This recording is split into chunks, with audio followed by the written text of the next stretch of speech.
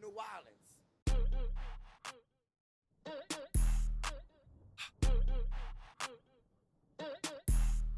Bitch, I'm back. I'm popular the man. Hey everyone, it's Emily, and I am here for Women in Music 363 Washington State University for another video discussion. This Unit 14 explores how women and often LGBTQ plus artists and audiences use pop music, not to just entertain, but to reclaim, resist, and rebuild. These songs don't live just on the charts. They live in us. They shape the way we see ourselves, and they challenge the world in the way the world expects us to be. From If I Were a Boy to Pretty Hurts, from Stronger to Special, we're hearing artists ask, what does it mean to live loudly? To survive beautifully? To refuse to disappear? And for me, no track captures that spirit more fully than Beyoncé's Formation. It wasn't just a release, it was a rupture. It didn't ask for space, it demanded space. It showed what it means to stand in your truth and reclaim your lineage and still dare to dance. I don't come to this analysis as a critic. I come to it as someone who's felt what this work has made possible. Because Formation gave a generation of women, especially Black women, the clearest reminder in recent memory. You don't have to shrink. You don't have to wait your turn. You can move with purpose and with power and with every light on you. This reflection will walk through Beyoncé's Formation, not just as the tracks, but the movement that they represent. Through four lenses: her artistic evolution, the video's symbolic visual language, and the political climate surrounding its release, as well as its cultural legacy. Because when the beat dropped, something shifted, and the message was clear. Now is the time, now is the place. Okay, ladies, now let's get in formation. Bitch, I'm back. I'm popular the man.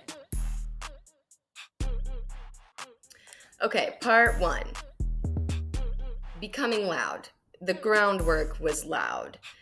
Before Formation, Beyoncé was already shifting the ground under us. In 2013, she dropped her self-titled visual album with no warning, no press cycle, no promo run, just here's the work, let it speak. That album wasn't just something like a musical project, it was a declaration of independence, and 3 of those tracks cracked something open. Pretty Hurts, Partition, and Flawless.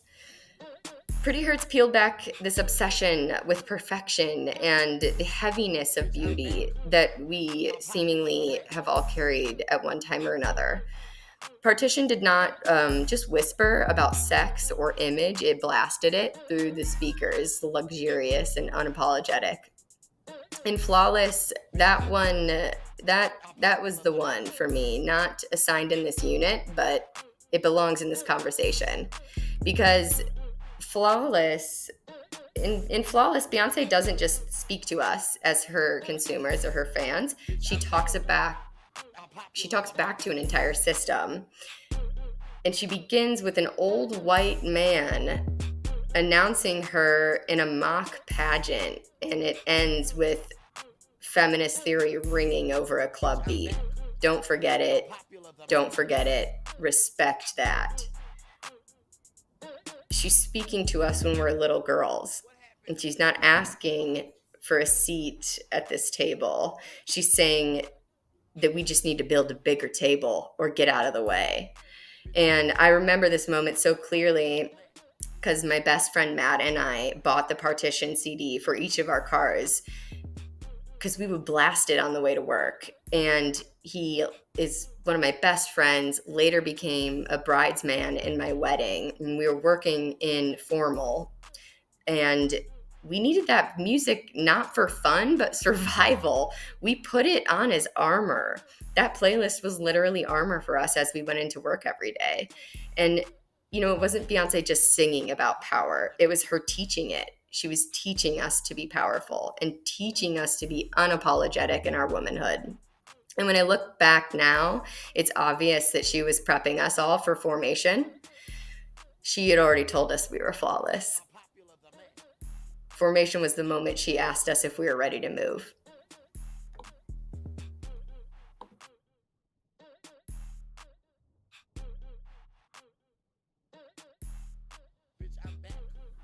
Part 2, Lemonade, Grief, Rage, and Legacy. In 2016, Beyoncé drops Lemonade. No promo, no interviews, just poetry, protest, sound, and soul. Each track unfolds like a chapter in this one. Hold Up, Betrayal and Softness, Don't Hurt Yourself, Full-Bodied Rage, Freedom, a protest and ancestry song, and All Night, Healing and Reconciliation. And then, at the very end, she gives us Formation. She doesn't close with peace. She closes with power.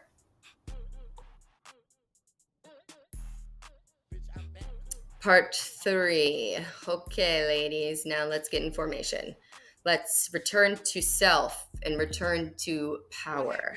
Formation opens with Beyoncé standing on a sinking police car in post-Katrina floodwaters. That is not just cinematic. That's confrontational. Y'all haters corny with that Illuminati mess. She clears the noise with the first line. No distractions, just truth. My daddy Alabama, mama Louisiana. She's not simplifying her identity here. She's amplifying it. Visuals of southern porches, hair salons, church halls, and black joy aren't just set pieces of this visual. They're declarations. Each frame is a reclamation in a way, and the choreography is ritual, if you will. Her daughter at the end is legacy embodied. This wasn't just about a spectacle at all. This was about possession of self and of body and of sound.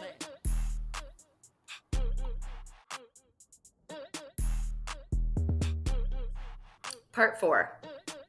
The political climate. A standoff called womanhood. Let's not ignore the moment that Formation dropped. Trump was campaigning. The Women's March was weeks away. Me Too was rising. Roe v. Wade was being challenged again. Being a woman in 2016 was literally a daily standoff, not just politically, but culturally. And Beyoncé didn't release Formation in reaction to any of it. She released it ahead of this moment. Okay, ladies, now let's get in formation. That wasn't just a hook, that's a strategy. That's mobilization. She told us to gather because the storm was coming. And it did. Part 5. Bonus part. Industry, distribution, and Cowboy Carter. So Beyoncé didn't just make commentary. She literally rewrote the rules of marketing. She dropped Formation the day before the Super Bowl and then performed in full black leather, fists raised, flanked by dancers in militant formation. She did not blink. She did not ask. She just owned the moment. And then in 2024, she drops Cowboy Carter, a country album, a genre reclaimed, and people got mad at her again because Beyoncé keeps showing up in these spaces that were not built for her, seemingly, and then claiming them anyway. And she doesn't just break barriers, she literally dismantles the entire structure. So today we've explored a lot of different angles. However, one thing that we must continue to do is give the space for women who are still becoming women to go forward and go louder. And I believe that the work that lives within me now could not exist, would not exist without songs like Flawless and songs like Formation. This is just the truth. Beyoncé created space that I could have never created for myself, but always felt. And this energy, this unapologetic, sonically induced womanhood is not just a performance. It is work that lives within me now. And the way that I move and how I speak and how I insist and in everything I do. And this music video is special because it was a realignment, and what she did was not for just herself, but it was for anybody that felt like they had to wait, because they didn't have to wait. They could have been who they are the whole time.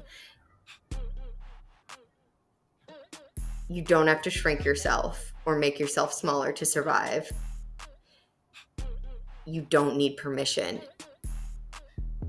This is always a reminder to me, audibly, of who I am and who I can be and what I'm capable of. And it's a reminder that it's always been there. I just have to turn the volume up. So thank you so much for listening, and I hope you enjoyed.